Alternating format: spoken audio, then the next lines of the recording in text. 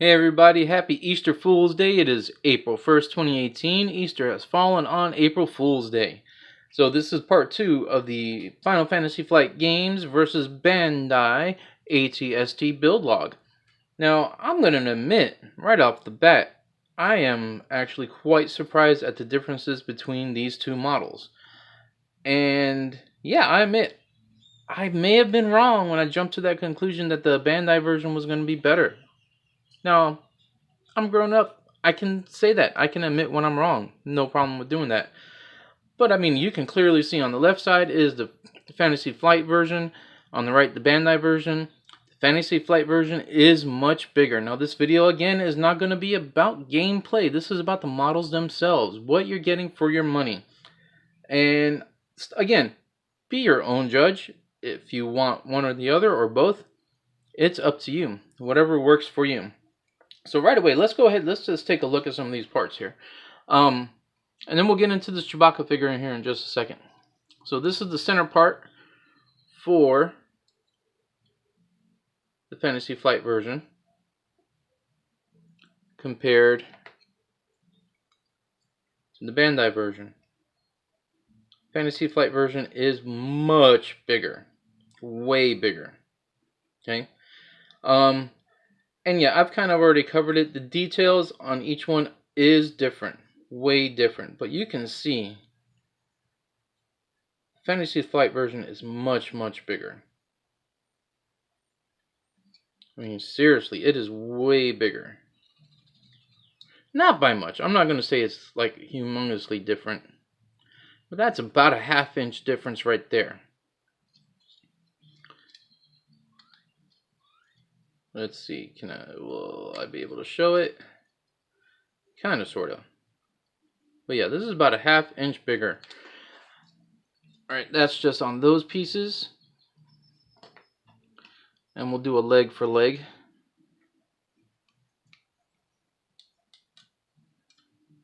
So they're pretty much looking about the same. The Bandai version does have a lot crisper details. I mean, there's no denying that. It looks about the same. Look at that footprint. That footprint's way different, way bigger. Okay, so the detailing aside, this is the inside of the legs. Obviously, the Bandai does have a lot more detail, like I've said. But the Fantasy Flight is a much bigger model. No need to go over the other leg because they are pretty much the same. More surprising is the Fantasy Flight driver's cupola is much bigger. I mean, geez, look at that, man. I mean, seriously, that's way, way bigger. Now, because I am going to be painting the interior of the Bandai model, I have not assembled it. But I think this front face is clear enough, showing the difference between them. I think we can all agree on that.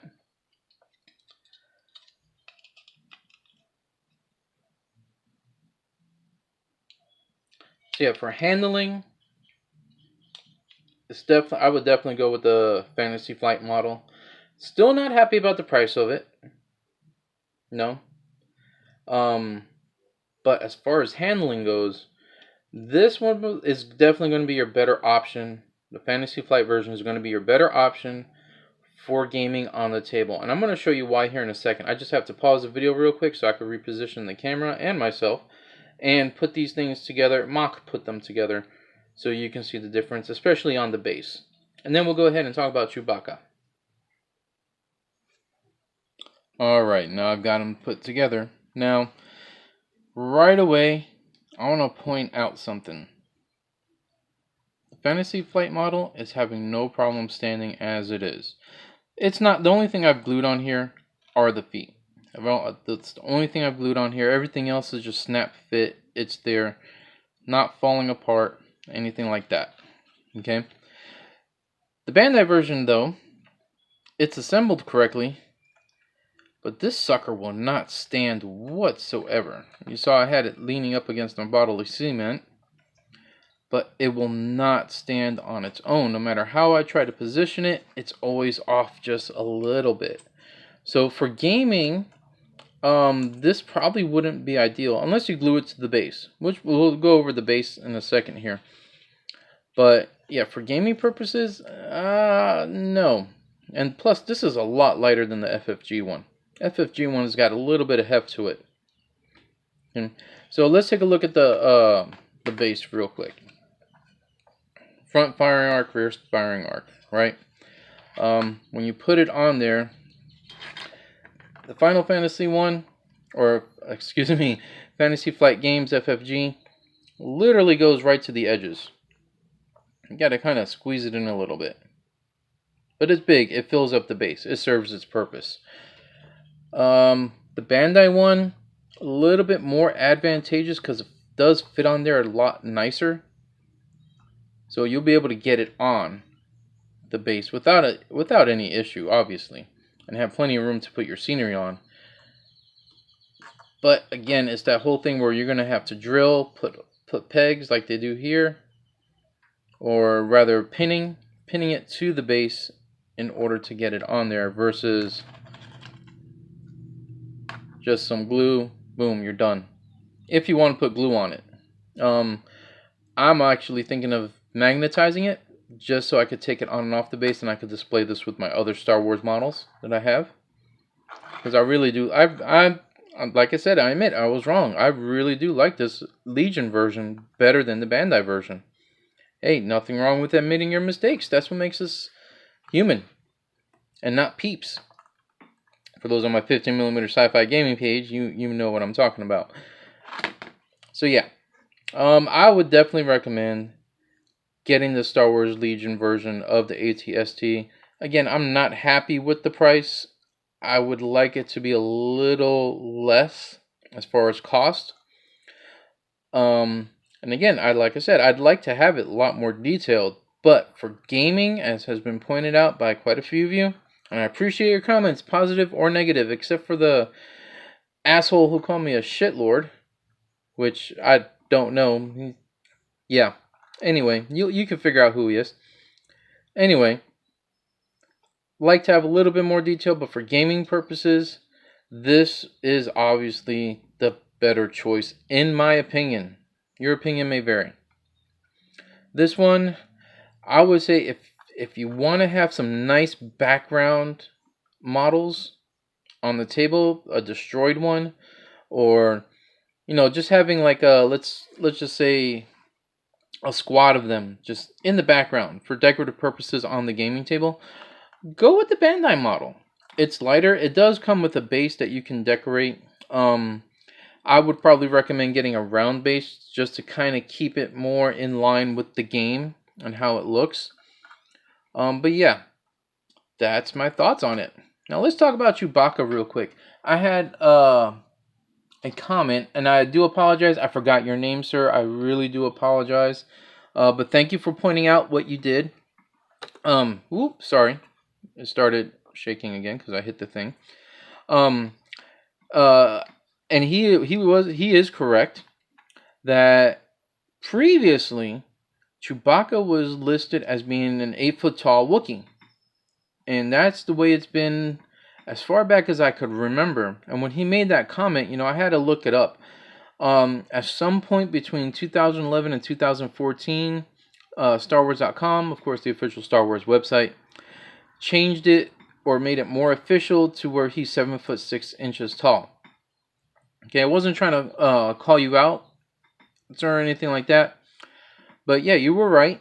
They said he was 8 foot, and I remember the West End Games version of the RPG said that as well. He was about 8 feet tall. But now with Disney, it's now canon that he's 7'6". So as far as scaling him for Legion, I think that would be correct. I've got them pretty much side by side. We're pretty close to correct because obviously Chewie's a lot taller. However, the Legion model is much bulkier. So, you got to use your imagination a little bit. It'd be nice to have him, in the Scout Walker, just standing there. Not necessarily use him as a figure, maybe as a proxy model, just hanging out in the background and whatnot. One thing I do have to mention, this is a two-piece model. I'm not sure if it's going to show up in detail here, where you can see the seam line. Trying. No, it's not going to focus in. That's a shame. But it is a two-piece mold. I think Bandai could have taken the opportunity to just go ahead and mold this as a solid piece, because of where the gates are. And again, I wish you could see it. Maybe if I change the light. There you go. But where the runner gates are on this Chewbacca, it takes a little bit of green stuff to go ahead and fix it once you clear them off. You can't really see them in the video. I don't think you can anyway. But yeah, it needs just a tiny bit of work so you can get rid of the where the gates were on here. There's one right here. Again, I wish my camera would pick it up better, would actually focus. Let's see. There we go. Maybe. But it's right there. And there's one. Yeah, there we go. There's one. You can see the seam line right here. Of course, once you paint them, it's going to disappear. Here's another one here. I got to clean it up a little bit better, I admit that. And there was another one right here on this part of the ankle. It looks like light reflecting, but I assure you it's not. It's right there. And this one cleaned up a little bit better right here. But yeah, so Chewbacca, if you want, like I said, if you want something in the background, that's the way to do it. Fantasy Flight Games, I doubt you're listening, but if you are, since it seems like you're going with the Return of the Jedi feel for most of the models and the theme, how about getting us a Commander Chewbacca? A Chewbacca as a Commander expansion, and throwing in a card for the ATS team. That'd be pretty cool. I'd like to have that. I'd like to have a Rebel ATST just like in the movie. That would be awesome. Alright guys, so yeah, this is it for the comparison videos as far as which one you might prefer for your gaming. I will have a third video once everything is painted. However, like I said, the cockpit for the Bandai version, I do want to paint it. I might possibly even light it up. So it's going to be a little while.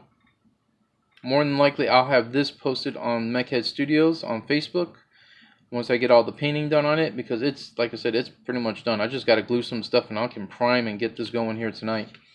The interior on this is quite detailed. It's very nicely detailed. And it also comes with the two drivers for the ATST, which I want to paint also. So, yeah, pleasant surprise. I admit I was wrong. And looking forward to your comments. Let's see what you got to say. Alright guys, have a good one. Take it easy. Hope you're having a safe and happy Easter Fool's Day this 2018. And I'll check you on the flip side.